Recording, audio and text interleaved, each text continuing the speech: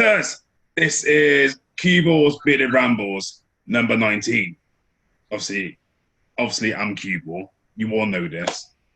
My guest today on Rambles 19 is the one, the only, Fletcher effing Law. What is up? This guy. How are you, man? I'm good, brother. It's all good to see you. It's been a long time. Yeah, VCW. Yeah, that's when I actually first met you as well. God, it seems a lifetime ago. Yeah, it really does. But fingers crossed now things are going to start kicking off over the next couple of months. And I'm sure there's a few paths that are going to be crossed. Hopefully. Who knows? Right, so should we get into the questions? Fire away, my man. Cool, right. So I'm going to ask you this question that I ask every single person that comes on because everybody has their own unique story. So how and why did you get into the wrestling business? I think the why, because I got so pissed off with football. And there was so much politics that was going on with football, and I just wasn't enjoying it anymore. That I thought, you know what? No, I need a new challenge. I've grown up watching wrestling. I love wrestling to bits, and I thought, you know what? Yeah, come on, let's get the old man, and let's go with it. And so I was speaking to one of the boys who was doing football coaching with me at the time, and he said, well, if you want to get into wrestling, you've got wrestling on your doorstep. And I was like, well, what do you mean? And he said, well, just on the road, Catay's Terrace, in the community centre that we grew up in, there's a company called Dragon Pro. Now, they do the attack shows there, but Dragon Pro are there now, and they've started training. Why don't you go down and give it a shout? And I was like, I don't know, man. I'm 33 years old at the time. I'm thinking, I'm going to go down. You're going to have these like 19-year-old spring chickens coming in, flips galore. And I was like, nah, sorry, I'm going to go down and let's just go. So I went down there, first ever training session, absolutely adored it. Ever since, I've never looked back. Cool. What was your first bump like? Oof. Everybody remembers their first time. Oh, everyone remembers everyone remembers their first time, but I'm not going to get into that side. I'll still talk about the bumps. That's what I was on about. That's what I was talking about. Yeah, the first bump was tasty. Wasn't in the ring. It was outside on, I'm not even going to say 2-inch thick mats, because I think that's being generous. And it was just basically like, bam, get out there. This is how you do it. Obviously, you've never done them before, so I want you to do them like this. Okay, yeah, no problem. Bam. Oh, you took that one quite nice. Let's try and go a little bit higher. Oh, you took that one quite nice. Let's go a little bit higher. Smash. How did that one feel? Fucking awful. But no, it's you got to do it. I mean, what was it? I think we haven't bumped now properly for 4 months. Yeah. For coming on 4 months. I took my first bump in 4 months on Saturday, and needless to say, it was after a heavy drinking sesh the night before, and the majority of it nearly came all the way back up. Nice. That's one way to cure a hangover, I suppose, isn't it? It was a great way to cure it. So, for anybody who wants to start wrestling, they should know how it is in their first year of wrestling. So this is why I'm bringing this question in as well.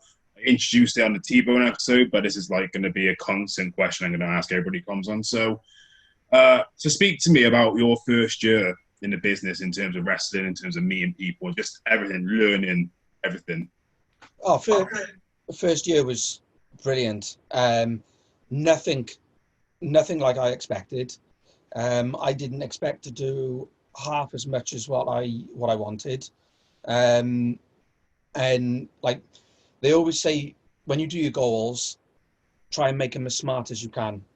All right. So I set up my goals, and within the first few months of being there, I was already smashing them. And I was like, right, I'm starting to enjoy this a little bit more. And then things just started reeling off and reeling off and reeling off. Getting to learn from people like the Wild Boar. Oh, that was a hell of a crack.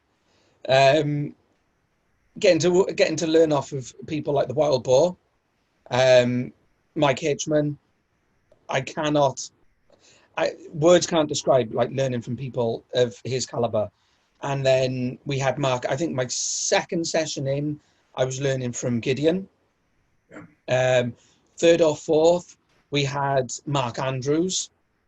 And then I think it was just after Christmas, Johnny Jones had come back from Japan. So he was literally bringing over everything that he had learned over in Japan and then teaching us. So like from the first year of going in from just doing one session of beginners to then doing 2 sessions, getting called up into intermediates. And then I was like, oh, right, I'm going to set up my goal for within the first year. I want to try and get into advanced. I started training in, I want to say, end of July, beginning of August. My birthday, I think they might have just put me in there because it was a birthday present. They'd invited me up into advanced. And then within the first year then, I had my first match then at Thursday night throws against Oliver Sudden. Very nice. Sounds like a good first year to wrestling. It was brilliant. I mean, people. I'm just going to put it out there for people who don't get the misconception of as soon as you start training to be a wrestler, that's it. You're a wrestler and you can start having matches. Because I've had, I don't know if you've heard the podcast that I've done in the past, but the amount of arguments I've had with people over it is, if I could get a pound for every argument that I've had, then I mean, I'd probably quit wrestling because I'd be a millionaire. But I mean, like, we were going around and I was going to shows, helping out on shows. I mean, you got to earn the place to get onto the show. You got to earn your right to be on those shows. And I think I helped myself and earned my way onto a show purely because when I was going to shows, I wasn't going there to watch the likes of a Will Ospreay versus Wild Boar match. I wasn't going there just to brush shoulders with Pete Dunne and Eddie Dennis. You're getting the chairs out. You're making sure that the bins are ready for when the punters are coming in. The beers are stocked in the fridge. The ring is perfect. So you've got your professionals coming in and their safety is paramount. You've got the people coming in through the doors. They don't even know you because you've never wrestled before. They don't know who you are, but you're still greeting them with the same respect when they first come in. And I think that's where I've always excelled myself. And I mean, I still go to shows now. If I'm not booked on a show, I'm still going to travel and help out at shows. I mean, I think just before lockdown, we'd helped out on 4 shows, 4 different promotions up and down the UK, and we only worked for 2 others. So for me, like, as soon as you get on shows as well, still go and help out. Yeah, definitely. And I think that's a thing that a lot of people do forget, because they think as soon as they get their booking, like you said, they've become a wrestler. Yeah. And really, wrestling just isn't about wrestling. You've got to earn your spots, like you said. You got to earn the respect. Wrestling is built around respect. That's how I feel. So if I meet, like when I first met you, first thing I done, shook your hand. Yeah. I'm Jack, or whatever you want to call me. Nice to meet you. You know, it was good when I met you to put a name to a face as well, because I heard of you around the Wales wrestlers. I've just never seen you. I hope in wrestling. I hope you're relating to wrestling there. What do you mean? You've heard my name in and around Wales. I hope that's still to do with the wrestling. Yeah. The wrestling. That That's good. That's good. We're not talking about Ibiza or Magaluf. That's fine. That's, I No, mean, no, no. And this is strictly wrestling. This is. But yeah, it was good to, like I said, finally put a name, put a face to a name, and yeah, I think that's the thing as well. Like when you said the first thing you did as soon as you seen me is the handshake. Now I know what, like when we do go back to wrestling, a lot of people might like want to shy away from the whole handshake scenario, but it's the one thing that's ingrained yeah, with us, especially when it comes from the school. yeah. Is like you go there, nobody is like you shouldn't go there thinking that you're bigger than anybody else. And you go in and you say hello to absolutely everybody. And you work your ass off doing whatever it is you're asked to do. I love that mentality, man. I absolutely fucking love it. I mean, when I go to shows, I don't just say hello to the wrestlers. I say hello to the promoters' family if they're there, like the people who work at the venue. Because if it wasn't for them people running the venue, you wouldn't be at a show. Exactly. There wouldn't be the wrestling. Exactly. So I go out my Well, way and say hello to them. and Even the punters at the end of the night, if they don't like oh, me, I'm like, I just still will. I'd always go out my way and say, make sure I say hello to everybody. Or well, exactly. At the end of the day, they're the ones. They're the ones. If you're not going to be as good to them as they are to you when you're in the ring, then you can forget wanting to sell any T-shirts, a wristband, have photos taken, or anything like that. And but if you're good to them from the moment they come through the door to the moment they leave, then 9 times out of 10 they're going to remember who you are, and you're going to have that domino effect. yeah, But just to go back to what I said about like the whole handshake scenario and not ever being above anybody else. I did a little cameo role for WWE, and when I went there, obviously I'm nobody. I am a nobody compared to everybody else on that NXT roster.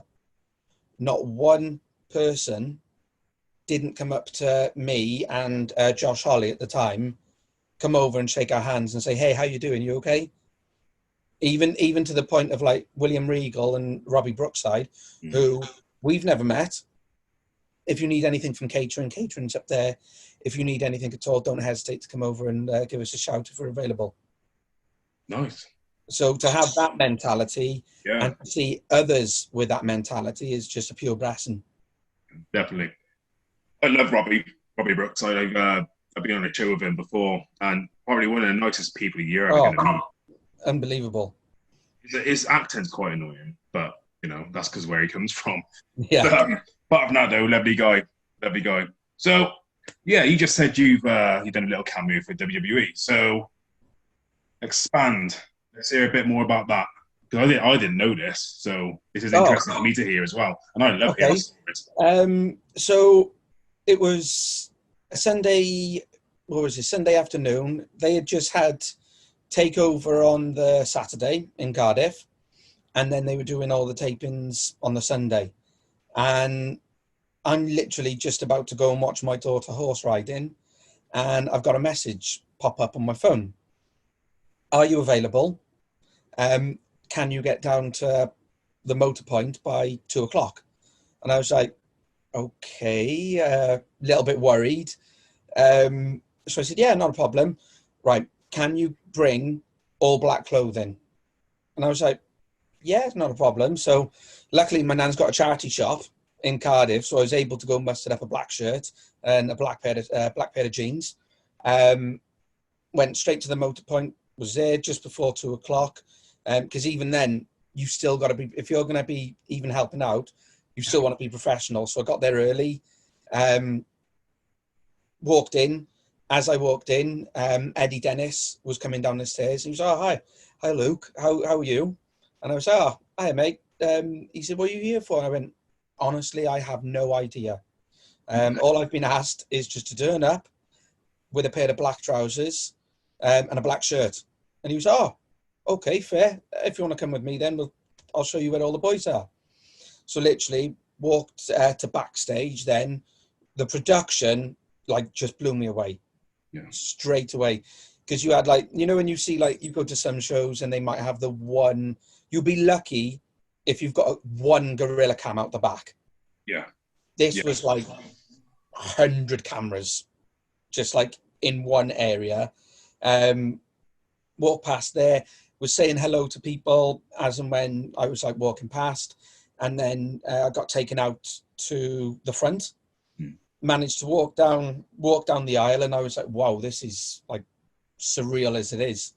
And then I seen Danny Jones, I think it was Danny Jones, Mike Bird, Mike Hitchman, and Bino. They were all standing to one side, so I just started chatting to them, and I was like, do you know what I'm doing? Obviously, you guys messaged me and asked me to come down, and they were like, oh, well, we've got Josh Holly coming down as well. We don't know the be all and end all of it, but they're going to use you at some point tonight. And I was like, well, knowing me, like knowing my luck, it's going to be something along the lines of, I'm security, I'm going to break up a fight, and I'm going to get a shoe in off of somebody like Walter. And I was like, I hope it's not, but at the same time, I'm not going to say no. Yeah. But we went backstage. We met then with the production crew. We met with Robbie Brookside and William Regal. And basically, they'd asked for 2 people to be seconds for the British Rounds match. For, Cassius Ono, Chris Hero, and Sid Scala. And they were like, oh, are you guys happy with that? And I'm more than happy with that. I mean, handing somebody a bucket and a bottle of water and getting my face on WWE TV, I'm not going to say no. Yeah. But just to the point of like doing anything for WWE is an absolute blessing. And yeah, so that was it. We didn't have to literally go and stand in the corner and do nothing, because we knew like some of the guys and that anyway, and we'd met some of them from when they've come training with us. Everyone was still coming up to us who we haven't met and is like shaking our hands. Oh, how you doing? If you need anything, give us a shout, etc., etc. And then we got to watch the whole of the tapings then as well. So like being backstage, watching your peers going out to the ring, watching people who you are inspired by, and like just getting the whole WWE vibe was brilliant. I mean, a little bit blown away to the point where I'm standing and literally, I said this the other week to 2 guys, social distancing was 2 meters. I was less than social distancing being away from a guy who I've grown up and looked up to so much in Shawn Michaels. For me, was just like, oh, it was astounding. But no, overall, it was a fantastic day. I couldn't say thank you to the guys from Dragon Pro for actually putting my name, and I think I speak for Josh Holly, and putting his name forward for the role as well. But I mean, it was a dream come true just to do something on that scale. Sounds amazing. Fair play, man. That's the thing with wrestling. You just don't know what's going to happen, do you? And then when you get given an opportunity, you just got fucking grab them by the nuts and take them. Oh, it was mad. Like I showed my mum the picture. There's a picture on WWE.com of, because I was in Sid Scala's corner, and there's a picture of Sid Scala with me standing behind him with a bucket. And my mum's like, oh, look at you, you're a dick. You got a bucket in your hand. And I'm like, are you on WWE.com? No, I'm not. Well, shut up then. Mummed. I know. I don't understand, really, bless him. So, let's go back to the independent scene now. So, you have a friend called Bishop, and you 2 have a little tag team that's going around the UK independent scene. You're making quite a name for yourself, from what I've seen, and you are called Seven. So how did you 2 become the tag team, and where did you get the name from? So the Seven kind of originated before Bishop was even a part of it anyway. Okay. When I was getting into the whole Fletcher Law gimmick and the Father of Sin gimmick, it was basically derived that I was the main like priest, like cult leader of the Church of the Seven. So the 7 deadly sins. So it was easy just to call it the 7. Going down the lines of like sin is a good thing. Every single one of us are sinners. So why should we all have to be this whole prim and proper wrestler when we're all sinners ourselves? So let's all embrace the sin, like kind of feeling. And we were down at Southwest Wrestling at one point. I was wrestling as a singles competitor. Bishop was a singles competitor. And they went, you know what, you two look like you've got the look of a tag team. Bishop has got like the big, nasty bastard look with the brawn and the tattoos. And you're like this little scrawny runt who runs his mouth, picks all the fights, and then gets Big Brother to come in. And they were like, do you know what? You would be a fantastic tag team together. And we went, let's try it. So we tried it, and literally we just hit it off straight away. And we just kind of run with it. And we were like, do you know what? This is wicked. I mean, okay, we're going to be traveling together to shows. We're going to be going up and down the country. Why don't we just like make this tag team complete? Yeah. And then if, say, for example, like yourself, say you wanted to come and join the 7, it doesn't necessarily mean that there has to be 7 of us. There can be 7 of us. There can be 17. There can be 7,000. At the end of the day, the 7 doesn't necessarily mean anything. It's just promoting sin. Yeah. So we're basically going to be sin and violence wherever we go. And we've just gone from there. And I mean, but no, like when you say, I'm humbled when you say like you've like seen the reputation that we've been starting to get and the good things that we're starting to do. When people say that to like especially me, like I'm humbled by it. So I couldn't thank you enough for saying that. Man, I'm just speaking the truth. I just, I watch. That's what I do. I watch. I don't necessarily open my mouth and know our bollocks. I watch what's happening over social media at the moment. And Evan and you and Bish, your names are still out there, still going around even during lockdown. And that's something to be proud of. I think that was the thing as well. Like there's a lot of people who have like since lockdown has happened have like kind of gone into hiding.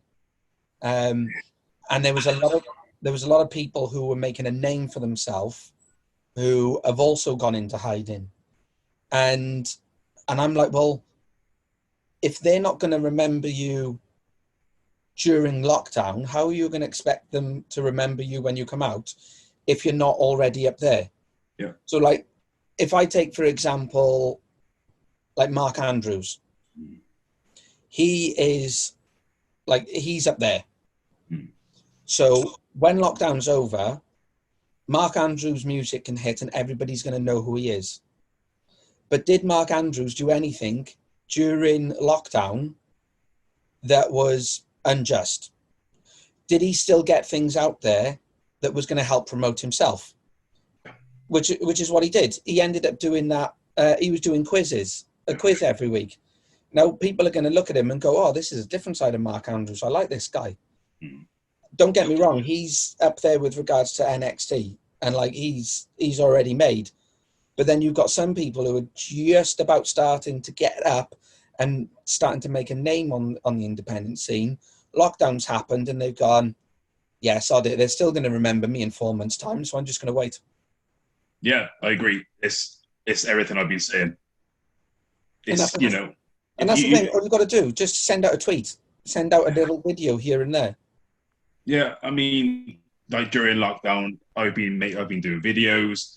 I've done videos with my kids. I mean, I put my fucking tag team titles like a 24/7 rule with my kids. That was funny as fuck. It was brilliant. I love doing it. I'm gonna bring it back hopefully. I'm doing live feeds. I was doing quizzes like Mark Andrews was doing. Yeah.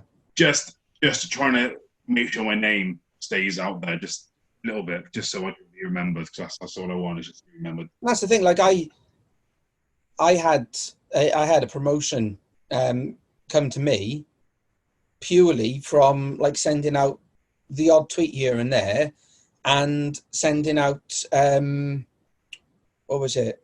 I put a video out. I put the odd Instagram post out where I did a couple of the live feeds, and I had a couple of people come up. Just from that, I've had a promotion come to me and say, look, as soon as we're ready to go, would you and Bish be happy to come up and fight for us? And I was like, well, there you go. I've just had a winner there. That's it. And that's what it's about. Just because lockdown's happening doesn't mean to say you have to get lazy. If anything, this is the best time to be creative. You got plenty, 100%. You got plenty of time to do stuff. Yeah, I mean, literally all I use is my phone. That's all I use. You didn't see that. That's all I use to do my promos and to do all that crap, take pictures. That there is the biggest, I think it's the biggest tool that can make and break somebody. Definitely. I mean, you've obviously, like, with all the speaking out movement and all like that, that's obviously being done through the, blimmin' heck. It's not half reflective as well. Obviously, the majority of people are there going bam, bam, bam, bam, bam. So you've got everything coming straight through the phones. But at the same time, like you said, if you're doing a promo, especially if you're in a reputable school, if you've got decent coaches within that school, there is no problem in you going on a promo, sending it over to them. You're only going to help yourself. Exactly. Yourself relevant. And that's that's what you got to do. You got to do that in wrestling. Exactly. You got to just try and just keep going and going and going and going. It will pay off eventually. You just got to have patience. So, this is the it is, yeah. This is the part of the show where I bring up a picture of somebody's past. Yeah, we're going with past because that's what I like to bring. I love to do a bit of digging. So, still haven't got a fucking name for this. Wait there. Okay. I was kind of thinking you could be creative on this because I did watch one and I could see you getting agitated because you haven't got a name. Mate, it pisses me off. It's picture time. Just sounds like a little stupid CBBC bollocks. If you get the pictures and you do like a little bit of a cutout on the pictures, CueBall's cutouts. Okay. CueBall. That would be the whole picture time. And then that's your sweet little innocent picture time then, CueBall's cutouts. And then you can go down like Harry Hill's TV burp thing, and you could have CueBall's cutouts of the week. And then you could have I'm not that technically mastered, Christ. But I'm actually going to challenge myself now to try and do something like that. Yeah, I like the idea. Have it like, so it cuts here and then it'd be like that bollocks what you just said then, and then, yeah. Exactly. Yeah, I'm not going to do it for this video. No, that's fine. I'll do it for not the next one, the one after. But if it works, all credit will go to you, Fletch. All right? So, yeah. Respect. So, I shall get the picture up now. It works. CueBall's cut out of the fucking show, bollocks. There we go. Can you see this? Oh, fucking hell. Just speak about it. Describe, what this was, where this was. I know where it was. Where this was, what was going on. Just. So you've picked out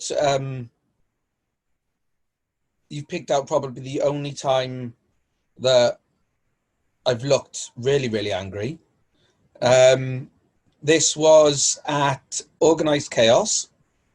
It was in the Neon for Dragon Pro. And needless to say, I think this is more or less where I'd started to kind of make a little bit of a name for myself. That's the idea. That's why I was trying to find a photo like that for. So this is part of the Rumble, the Organised Chaos Rumble. And I think I still hold the title for 1 second. Okay. So if you don't know the story, I'd come out to the ring. Obviously, you can see on either side of me, I've got my two disciples of the Seven. And basically what would happen is they come to the ring with me, and so there was at points where I'd click my fingers and I'd step up onto one person's back, and that would be my entrance into the ring.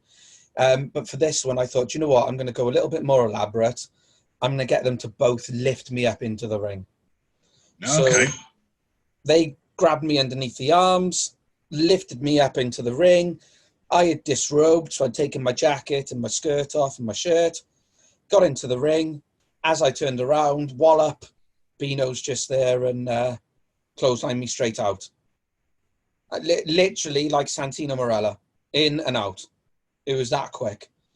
I then dragged Bino out with a ring from underneath, beat the holy hell up at him, got a steel chair, smashed the steel chair across his legs, put his leg in between the chair and jumped on it. But I kind of helped him, and the sinner that Bino is, his pride shone through, and he went on to win the Rumble and thus became the champion. And this whole thing here, what was that doing? You were storytelling, which is another big important thing in wrestling. Storytelling. Exactly. It was a story, because the next show, Bino came out and was on the mic and he was celebrating, and I came out and cut his celebration short. A little bit more storytelling going on. Therefore, we ended up having a match together in the ring. There we have it. Simple. Again, like easy. Cutting promos. Simple. You know, you're only as good as you make it. Exactly. And I mean, we put everything into it. And then when it came out to the following show, it was already ingrained into people's heads. As soon as they heard me laughing, they were like, oh, this bastard's coming out. Yeah. And they knew who it was straight away. That's it. You got to make a name for yourself. Exactly. Cool. Thank you. That was good. And that was CueBall's cutouts of the... yeah, it was. That's what it was. This is where it gets a bit personal now. Ooh. Because up to you. I'll also say to everybody, it's up to you how personal you want to go with this. But I want to know what your highs and lows are so far in your career. Oh, I think for me, it's always a high whenever I'm in the ring. Whenever I know it's probably going to sound crap. And it's like the old cliche and blah, blah, blah. But for me, I feel it's always a high when I'm out there and I'm performing in front of people. Whether it's 5 people, whether it's 10 people, whether it's 500 people. For me, like, just having the chance to get out there and perform, whether it be me coming out and just being on the mic and then turning around and going back out, or me coming out and having a full-on match. For me, that is always a high. I mean, I think, like, looking at it career-wise so far, to hear people cheer when I threw Lee Hunter over the top rope and I won the... oh, my word, they're going to kill me for this. The Next Wave Trophy for Dragon Pro. When I won that, and I mean, this is when it gets like personal now. Going backstage and people saying, "Oh, well done," and pats on the back and that. But then when I went out into the crowd and I seen my daughter ran up to me and she started crying and she's going to hate me for this. Because she was like, "I'm so proud of you. I'm so proud of you." And I was like, "Look, I know I've been going up and down on the road. I know I've been doing this. I know I've been away and blah, blah, blah. But this trophy right here is like, for me, you, your mum and your brother. That for me is probably like the most euphoric experience I've had." Low wise, I kind of hit a little bit of a rock bottom at the think it was it at the beginning of the year? I want to say at the beginning of the year, where we had a match, and literally, I think it was the first 5 minutes of the match, I went head first into the post. Yeah, it was February.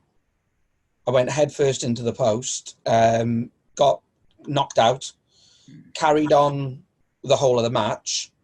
Can't remember any of the match. Can't remember collapsing backstage. Got taken to hospital. And from there then, it was my son's birthday party the following day.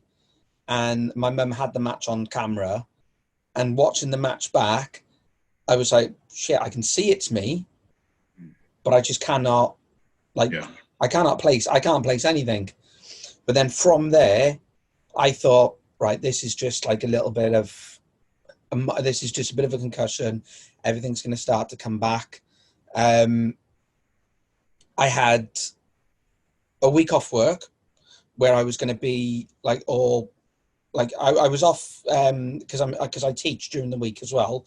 I was off for the week anyway because it was half term. Woke up then on the Monday ready to go to work, collapsed again. And I was like, shit, I think this is like something a little bit more serious. So went to the hospital, ended up having all bloods and that taken, had extra scans. They found that everything was fine, like head-wise, but they had found like other health complications, which, touch wood, have now subsided, and I'm like starting to be a lot more better and a lot more focused. But it was just like, for me, it was just touch and go, and I was like, well, shit, I've only just started getting into this. If I don't have this anymore, like at that point, I wasn't in the mindset now of like, where we haven't had wrestling for 4 months, I would be happy if I never have wrestling again. But it got to the point where I was like, do you know what? No, I don't know what I will do with myself if I haven't got wrestling. If I haven't got anything to do with wrestling in me, I mean, you may as well just shut up shop now on me, and that would be it. And then there was a little bit of a shut up. There was a little bit of a drink problem that stemmed from that then, because I wasn't allowed to wrestle. I think I came back, had one match, and then we went straight into lockdown. So like the first month and a half to 2 months were rock bottom, to the point of like, I was just, to be honest, I didn't even know if I wanted to be here. Okay. Like I suffer much like yourself. I suffer with depression and anxiety on a daily basis. I'm not afraid to hide it. I'm an open book. Anybody, especially with people like watching this, anybody who ever, I hate saying wants to slide into my DMs, but anybody who ever does want to reach out and they do want to have a chat, even if they haven't met me before, don't be afraid to do so. I may not give the best advice, but I will listen. And I think that's one of my strong points as well, is I will listen. I can offer ways to help. I can think of like ways to help each other, but I'm not a professional at the end of the day. But yeah, I think the first month and a half to 2 months was just like rock bottom. Don't worry, I'm not crying. Yeah, and it got to the point where I was like, you know what? I don't know. I honestly don't know, like, whether or not I want to be here. And then I was back. I was fortunate to actually still be in work. So that kind of took my mind off of things. But some of the cases that we were getting in work, like, really hit home. Like some of the kids who have come from unfortunate families and are in dire consequences. Like sometimes we didn't even know if the kids were going to be coming back to us the following day. It was that bad. And I was like, stop being a complete dick. Look at these kids. Like, you go to work and you tell kids that you're a wrestler, and they love it. Oh, They yeah. absolutely love it. And you're thinking now on the lines of, you don't want to be here. Think about these. But then don't think about these. Think about your own kids at home. Yeah. So stop being a twat. Get your fat ass back in the gym.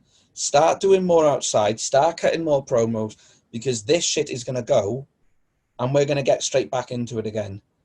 And I don't know what it was. It was just the one day I literally went ding, and that was it. I was gone. And I was just back. And like I literally, that first forearm that I throw, I feel sorry for the poor bastard, because literally I'm biting my lip just to get back in there again. So, having said that about the forearm, because they do look brutal, who is that? Who's going to be taking that? Who do you want to give that to? If you can pick out anybody you'd be in the ring with right now, or somebody that you haven't had the chance to be in the ring yet, somebody who pisses you off, who's going to be taking it? There's so many. I mean, 'cause I know you've had something with LD James at VCW, but that really didn't into anything. Well, it wasn't so much him. It was more like it was more of a, yeah, thanks for letting me turn up, but I'm making not even my name now, because I promised that the 7 was coming. And we've started. Right. We're there. So I'm not worried too much about LD. I mean, I don't really want to hit him too much, because from what I've seen, he had a baby on the way. I'd rather the baby be here and then beat the crap out of him. Fair enough. No, to be honest, I don't really know. I mean, I really, really want to get in the ring with High and Mighty. Underrated. So you don't even get me started on them two. I can ramble on for ages about those two boys. But yeah, you can take your pick out of Martin and Mark, because whichever one I don't beat up, Bishop's going to clean the floor with the other one anyway, so it doesn't really matter. So yeah, I think if I had to throw a cheeky forearm at somebody right now, it'd be High and Mighty.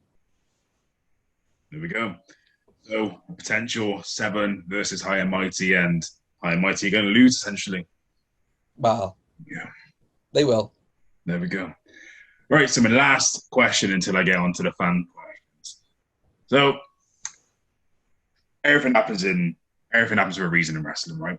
Yep. So, it's about making an impact for the people you meet, or the kids you see, or the parents you see, whatever. So, a couple of years, 20, 30, 40 years down the line, you look back at your career that you've had. How do you want to be remembered?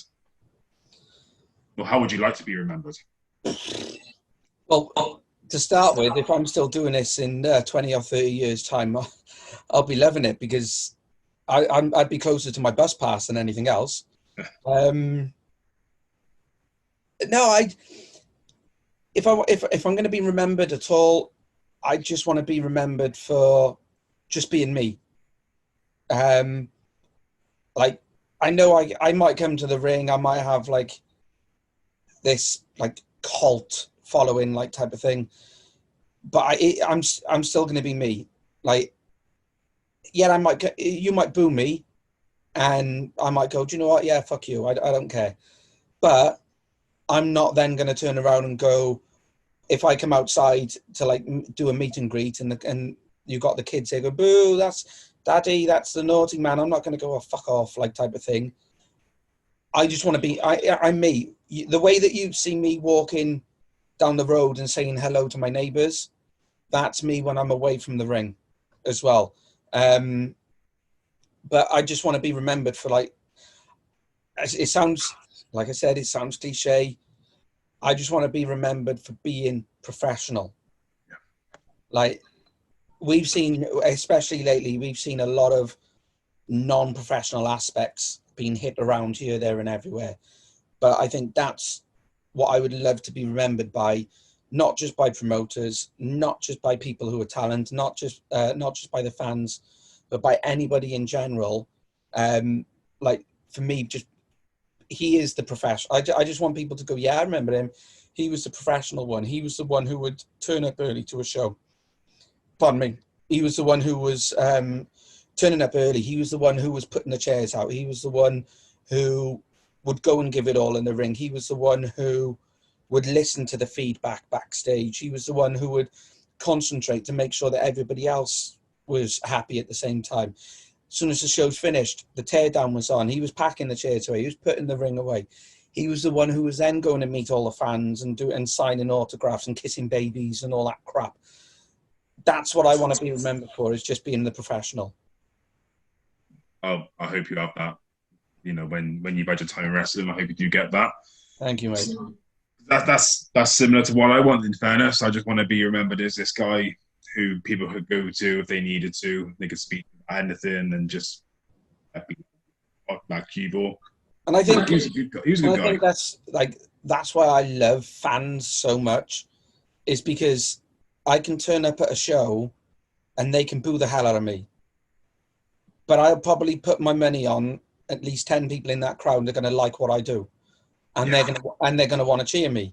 I did a show of England versus the rest of the world. And I came out for the rest of the world with a Welsh flag against an English guy. The English guy got booed and I got cheered. I don't know. I don't understand that. That's the one thing I don't get about fans. And that's why I love them so much, because like they can turn on you like that, but then they can be your best friend at the same time. I absolutely adore it. I had a similar it's not really a situation, is it? A similar kind of story. I went down to England to a tag team match. It was like Team Wales versus Team England. The Team England went out first, and it just had nothing. You know, we was in England, so naturally it's like, hey, you know, you're English, we're going to cheer you. But I went out with my tag partner at the time. I was holding a Welsh flag. But it's cheap heat, let's face it. You go into a different country, you're going to just take the flag for cheap heat. But we got cheers. It's like, no, you should be booing us. No, we're cheering. All right, fine. You know, keyboard chance. I was like, fine. Loving it. I loved it. It's a funny world. Yeah, it's crazy. Right, so that's finished my questions. So I'm going to go on to the two. Yeah, we got two fan questions. So first one. Two fans? I don't know. They commented on my stuff, so I don't know. Oh, okay. They're probably your fans then. They're nothing to do with me.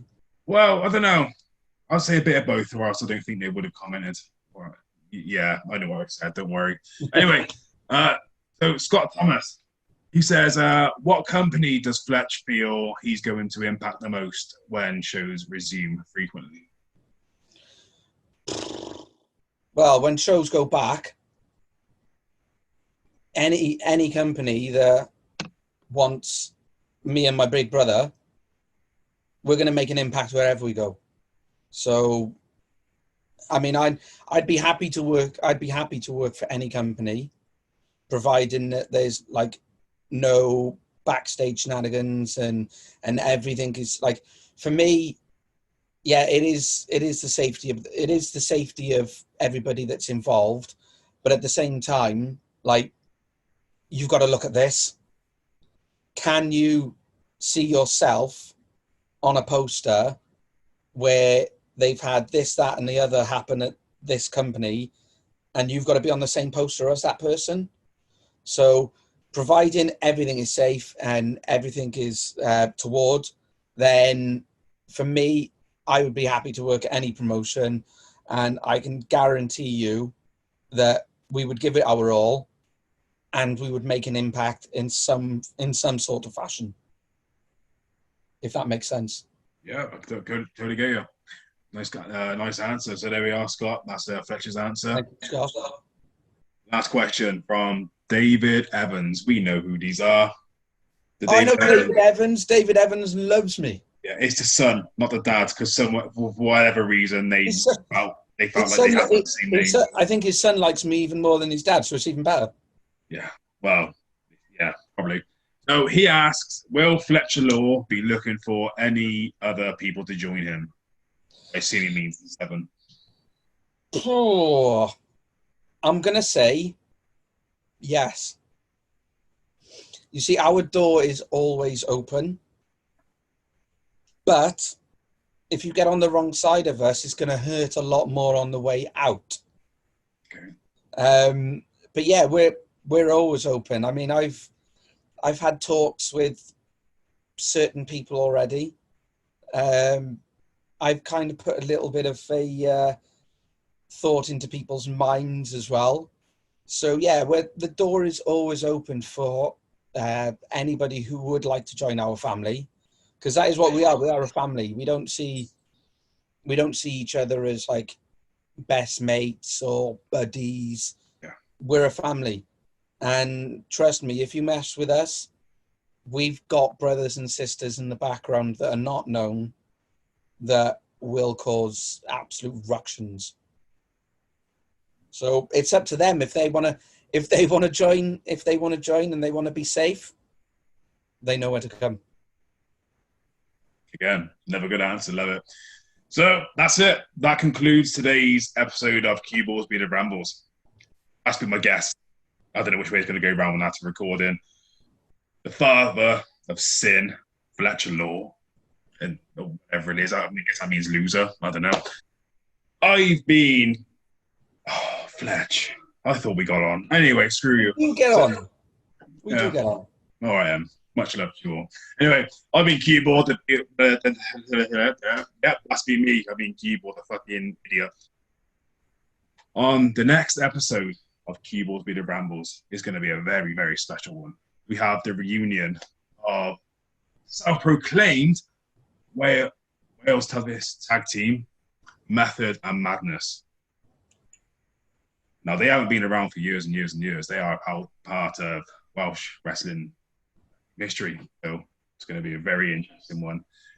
Anyway, much love to you all. Thanks for watching. Like, subscribe to my channel, not YouTube fucking bollocks, whatever they all say. And yeah, description. Click the link to the shit and whatnot. Yeah, that's it. What you say. When is this going out? By the way, this will be going out tomorrow, which is Tuesday. Oh well, if it's going out tomorrow, Wednesday, you will be able to purchase your very own 7 face masks. Nice. Where not only can the 7 keep you safe, buy one and you can keep yourself safe too. Yeah, that's good, very good advertising.